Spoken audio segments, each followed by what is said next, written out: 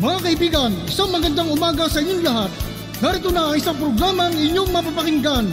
Hatid sa inyo ni Mel Elizalde, batikang broadcast journalist, sa kanyang pagtalakay sa mga napapanahong balita sa loob at labas ng ating bansa. Gayon din sa pagbibigay ng mga kalaman ng kanyang tinipon tungkol sa kalusugan, ekonomiya, agrikultura, pangkabuhayan, politika at ang sitwasyon sa katahimikan ng bansa. At ngayon, narito na ang guro ng palatuntunan, Mel Elizalde.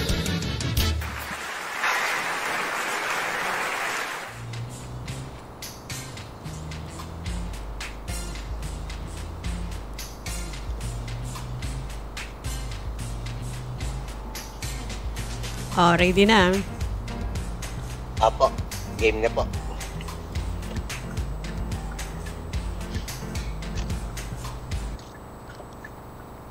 Magandang hapon sa inyong lahat, mga minamahal naming taga-subaybay.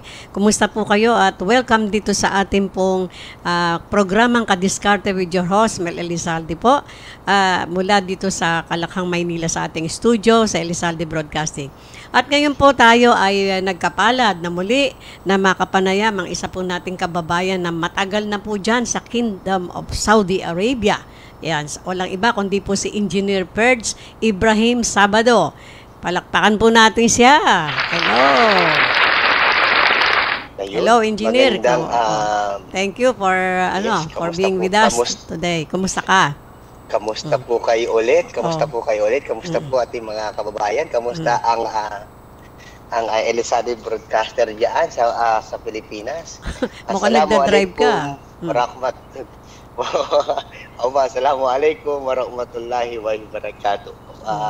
Bismillahirrahmanirrahim. Magandang anong oras po ba dyan? Magandang hapon po sa inyo dyan. At magandang umaga po sa amin dito sa gitnang silangan. Okay. Kamusta po kayo, Tita Mel? Okay naman. Okay, so alright. Ang tagal ba natin hindi nagka-usap, ano? Sana ay mag-park ka muna, anak. Delikado yan. Nagda-drive ka. Nakapark ka na ba? Simisilong na ako sa puno. Ayan. Sige. Alam niyo po, itong si Engineer Ferds Ibrahim Sabado ay talagang may puso para sa ating mga kababayang Pinoy. And in fact, siya po ay nakikipag-ugnayan sa sa DMW. Oo, sa ano 'yon? Department of Migrant Workers, no? Dati dati ay POEA, right? Dahil sa gusto ho niya na ang mapabuti ang ating mga workers diyan sa Kingdom of Saudi Arabia sa pamamagitan ng tutulong sila sapagkat engineer nga siya. Magaling ho ito sa ano yung line mo? Sa IT po. Sa IT engineer po yan. Opo, yan. Oo, kaya sa information technology po. Kaya nga siya ay magkakaroon sila ng ugnayan sa DMW para yung ating mga workers from the time na sila ay mag-a-apply pag-alis sa mula sa travel agency, right? Papuntang Saudi Arabia, yes. Nakamonitor na sila diyan. Hindi lang po Saudi Arabia po. Siguro hopefully buong system po ng DMW ng gagamitin. Okay. Hindi lang po Saudi Arabia po makakapag-benefits po nun. Hindi lang po. Ang kabuuan. Buong Middle East, buong Euro, buong Asia. Magandang project yan, di ba? At syempre, sabi mo nga sa akin ay ang ating Elizalde Broadcasting ay gagawin mong parang ating ugnayan, di ba? Para makaparating ang magiging bridge natin to, Tita. Yes, magiging bridge natin to sa thank you so much. Magiging bridge natin sa mga tawag dito, what you call this, sa mga problema ng mga OFW. So hopefully magkaroon tayo ng magandang satellite o channel para sa kanila, no? Gagawin natin. Mabibigyan mo sila ng pagkakataon. Yeah. Na ma-interview natin sila, kanila makaraingan, right? Diba? Sa pamamagitan mo, engineer, talaga namang makalaking tulong yan para sa ating mga migrant workers dyan, diba? Kaya, salamat po.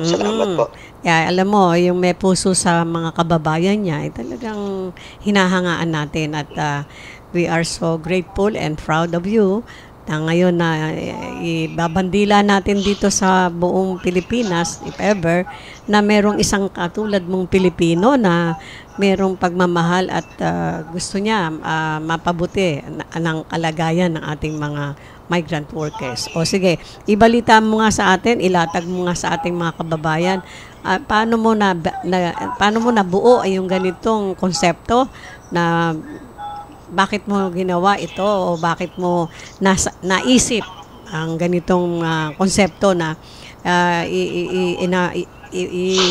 ano tawag dito, itatag mo yung mga OFW from the time na sila ay aalis sa Philippines going to somewhere else na magtatrabaho, di ba? Okay.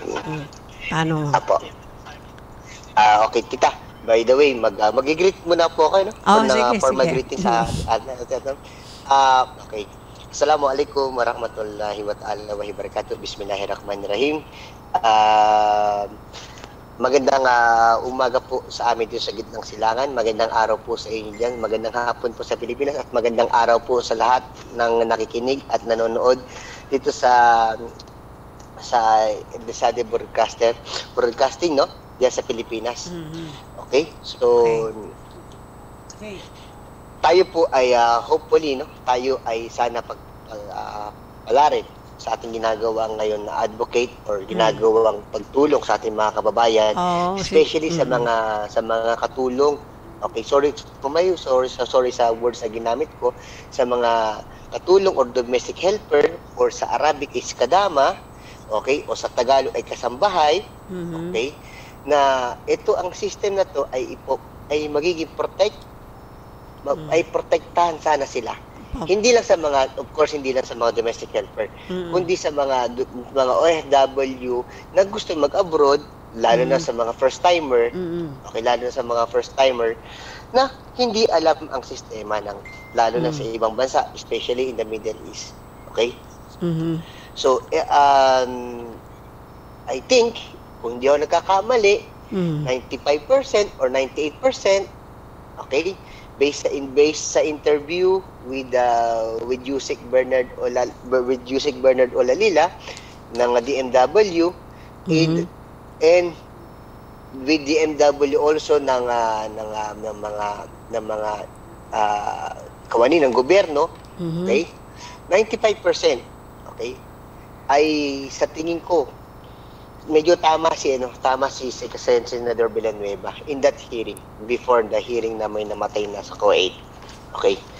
Bakit mo nasabing tama ang sinabi ni Senador Villanueva? Kasi yung kanyang yung kanilang monitoring system po is wala. Yung system na monitoring talaga is wala po talaga. I'm sorry to say, tita, hindi ko sinisiraan ng gobyerno, pero maganda naman ang nagiging step ng gobyerno, especially kay Secretary Ople. Maganda naman nagiging hakbangin nila in regards sa pagmo-monitor ng ating mga kababayan, especially sa mga household worker.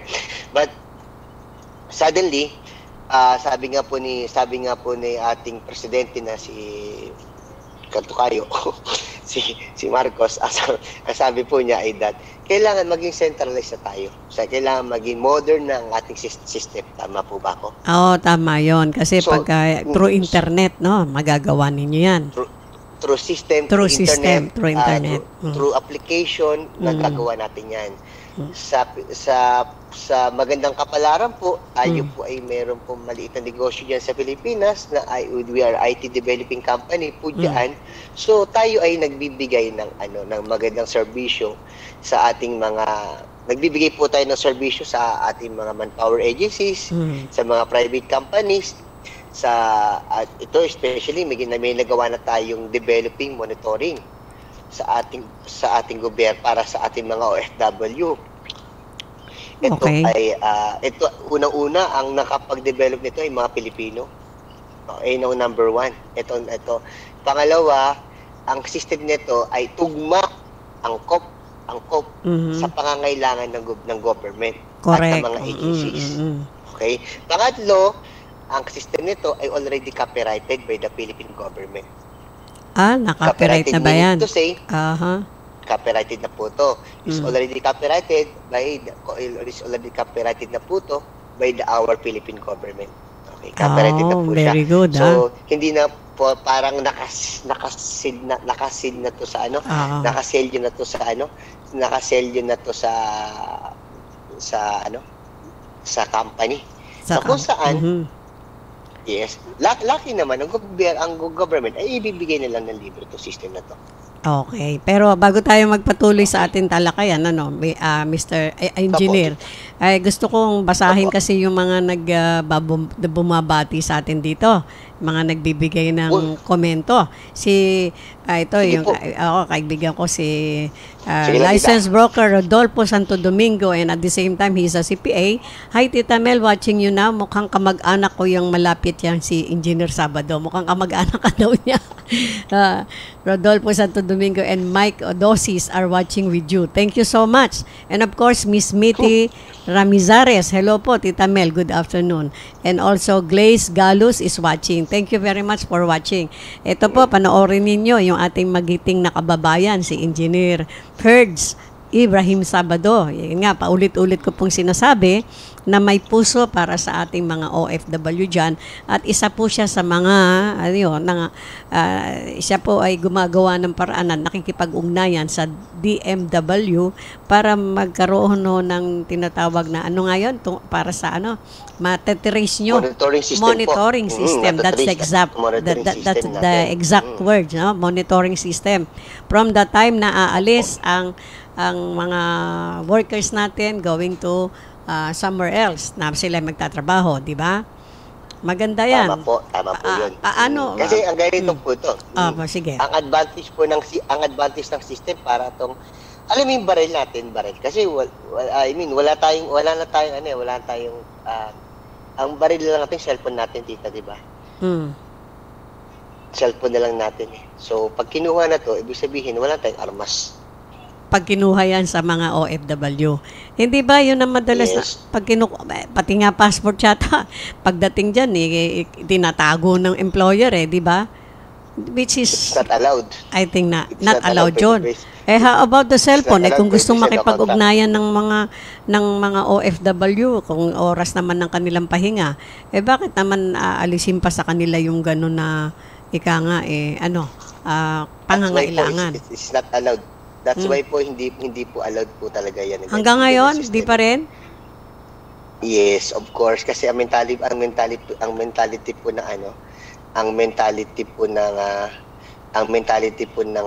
what do you call this, ng Arab, halimbawa lang po, hindi pa rin po nawawala. Siguro ganun ba sila? Nag-grow up pa rin sila. Ano po tayo dito, kahit ako po nagtatrabaho dito sa Middle East. Ano po tayo dito, slave. Ang majority ang tingin ng mga Arab, lalo pag mga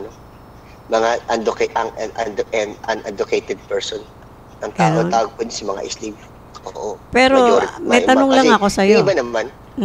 Engineer, bakit sinasabi mo bawal ikaw nga nakikipag-ugnayan dito through ito sa production natin dito. Mas magandang tanong niya, tita. Magandang tanong niya. Bakit? Kasi magandang tanong niya to be honest Kasi itong dinevelop natin na system. Kapag hindi ka na nakapag-communicate sa mga pamilya mo, kapag hindi ka na nadidetect ng agency, hindi ka na nadidetect, hindi ka na nako-connect na wala ka ng contact sa pamilya mo, si system mismo ang maghahanap sa iyo. Yon, very good. Sana sa lalong madaling panahon gawin niyo na yan. Ha? 'Di ba? Ayun ang maganda doon kasi sa totoo lang nagkaroon kami ng collaboration between the DMW, USEC Secretary. Ano nangyari? Na-confirm ko talaga na confirm talaga na based doon sa aming collaboration o based sa aming pag-uusap, nagbe-base lang sila doon sa report ng SRA or Saudi Arabia Recruitment Agency or FRA, Foreign Recruitment Agency, or doon sila nagbe-base sa Philippine Recruitment Agency or PRA. Ngayon, tatanungin kita, tita, I just asking you. Sige. ano mas better? Sino magre-report? OFW or agencies? Syempre, OFW, sila mismo yung concerned di ba? At saka teka, may tanong lang ako sa iyo, engineer, no? Ito bang iyong iyong magandang binabalak na yan? Siyempre, alam ko, nakipag-usap ka na sa DMW, di ba? Sa Department of Department of Migrant Workers, no? Paano sinasabi mo kanina lang na ayaw ng mga Arabo na gumamit man lang ng cellphone or what? Do you think they will approve it? Mas maganda po yun. Kaya nga. Do you think they will approve it? Mas maganda yun Yes. You know why? Mas maganda yun na, okay, kasi under the provisionary of the contract, meron kang 3 months na pwede mo i-pull out yung worker mo. Na, kinuha mo na siya ng cellphone on that particular contract na nakalagay sa provision, and then meron 3 months na provisionary or something na merong nagkaroon ng on that 3 months, pwede mo na i-pull out. Yes, what I'm saying is, ito ba ay papayagan palagay mo ng Saudi government? Pag nalaman nila na meron kayong monitoring system dyan na ginagawa, kasi kasasabi mo lang kanina na napakahigpit nila when it comes to yung mga workers natin will be using their cellphone, di ba? To connect with their families. Yes. I think paborta nga sila dito Alam niyo kung bakit? Kasi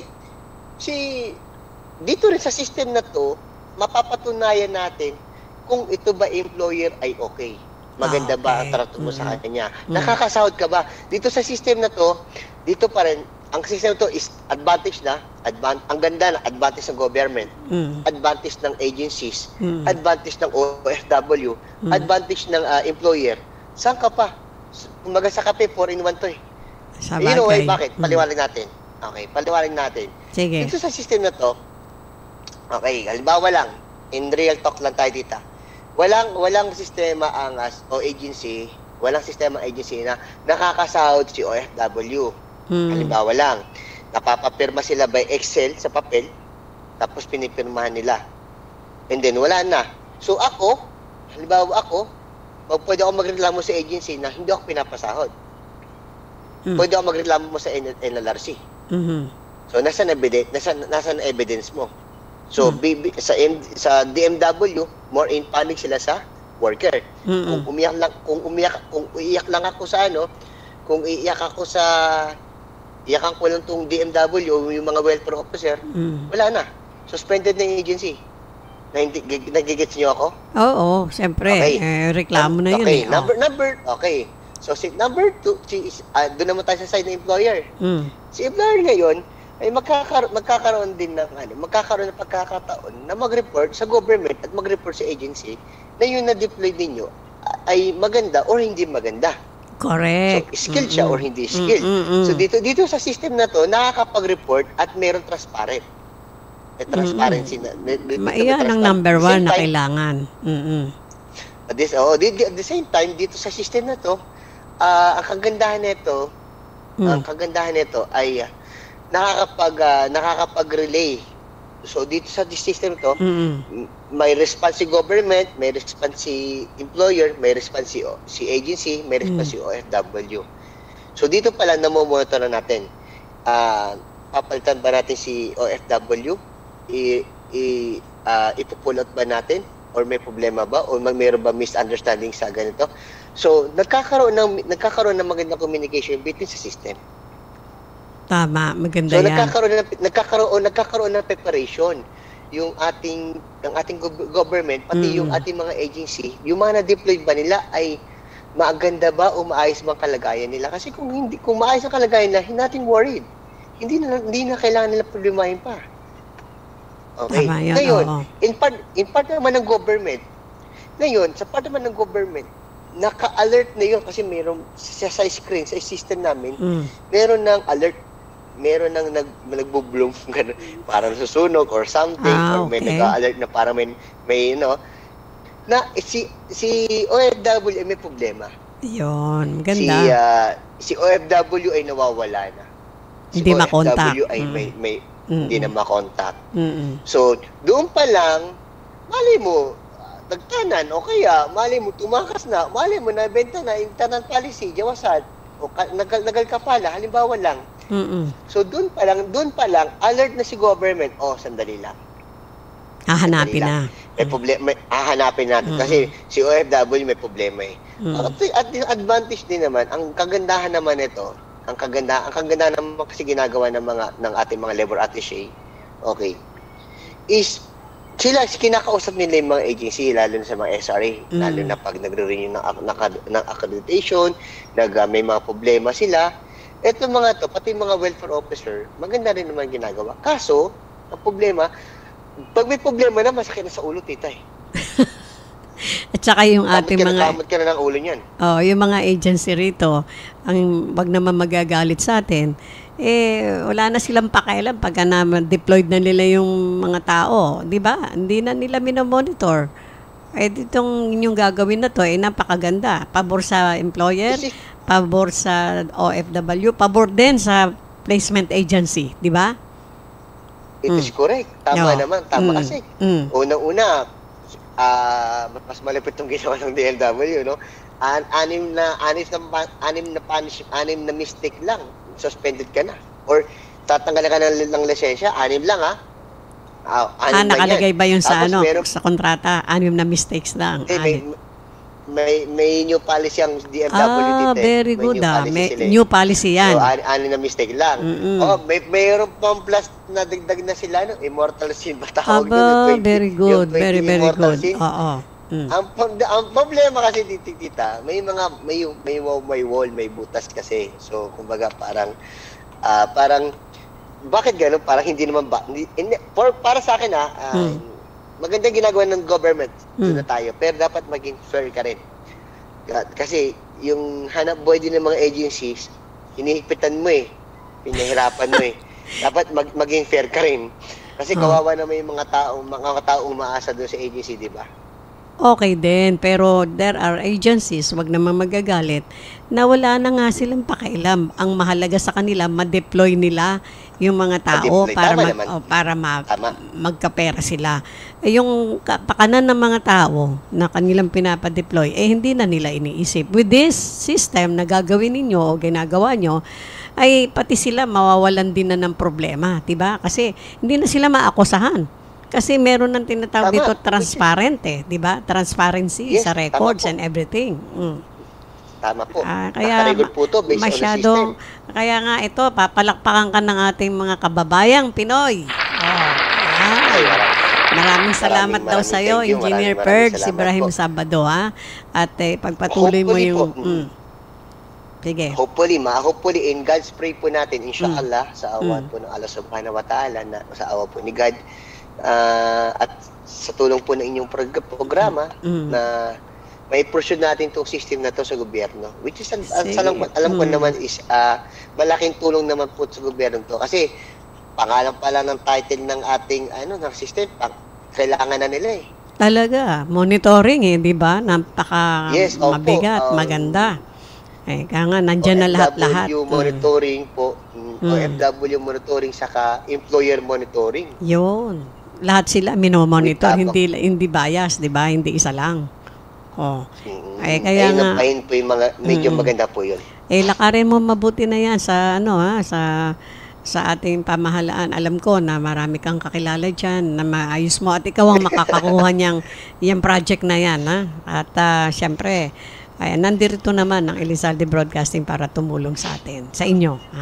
At kung ano man, just let us know. Dati-dati nga, every weeks yata, every week, di ba, nagkakaroon tayo ng mga, ng mga talakayan. Bigla kang nanahimik, sabi ko, baka busy-busy. Ito, sabi ni Miss Tomis Winchi, okay, ang inyong show, Tita Mel, watching po kami from Barangay Mayapa, Secho, Maligaya. Okay, thank you very much for watching. At kumusta sa mami mo, si Ma'am Julita? Sabi ko nga sa iyo, binalita ko rito sa ating mga kababayan na ikaw ay isang, kumbaga, alas ng mga Pilipino dyan sa Salamat po. yes, oo, malaking tulong. Kaya mabuti naman at nakipag-ugnayan kang muli dito sa ating studio para makita nila yung katotohanan, yung iyong kagandahang loob para tumulong sa ating mga kababayang OFW at syempre sa pamamagitan ng inyong expertise. Siya po ay isang engineer sa IT engineer yan, no? Palakpakan natin muli. Maraming salamat, ha? Thank you very much. Salamat po, tita. Thank you po. At mag-ingat po kayo dyan po. Sige. At tita, babatiin ko lang po ang aking sige, please. Babatiin ko lang po ang aking babatiin ko lang po yung aking mother-in-law dito sa tapos yung aking sige, si go ahead. Miss Madam, si Miss Madam Sania Abubakar, tapos si Ustad Al-Alim Abubakar, yan. Yan ang aking sa side ng aking wife. Okay? Tapos yung mama ko, ayan na lang. Kasi binati ko nanay ko one time So, ayan. Para maging fair daw. Okay. And then, yan, inshallah po, tita, may awa po ang Allah subhanahu wa ta'ala, may awa po ang God's grace. Good news lang, nasa third presentation na kami. Sana pag-port nakuha na namin. Kaya nga, ako rin nagdadasal na makuha mo yan, no? So, nasa third, na kayo? Third presentation third reading na. Parang parang senado rin pala ito. Siyempre. rin. So, halos, mahirap din. Anyway, thank you so much sa iyo, Engineer Ferds Ibrahim Sabado. Nakakapos tayo sa oras at gusto natin sana nga ay linggo-linggo o every week ay magkaroon tayo ng ganitong talakayan para napakalaking tulong ito sa atin. At mabalitaan namin na nakuha mo na itong project na to para sa Pilipino. Okay, hanggang sa muli. Alam ko dito, pag nakuha natin itong project, magpapapizza raw kayo sa amin. Magpapapizza kayo sa staff. Oo, syempre. Oo, thank you so much, ha? Ayun. So, don't forget, Siyempre, mga minamahal nating kadiskarte, don't forget to like us, share us, follow us, and subscribe us sa ating pong YouTube channel at sa ating Facebook channel sa Elizalde Broadcasting. Engineer, don't forget, pa-subscribe mo dyan sa ating mga Pilipino, mga kasamahan, at even in your mga friends mo dyan sa country. Please guys Okay. Thank you very much. Sadik, i-subscribe nyo itong channel ni Ma'am Tita Mel, ha? Sadik, Sadik, mga kaibigan niya, mas Arabic.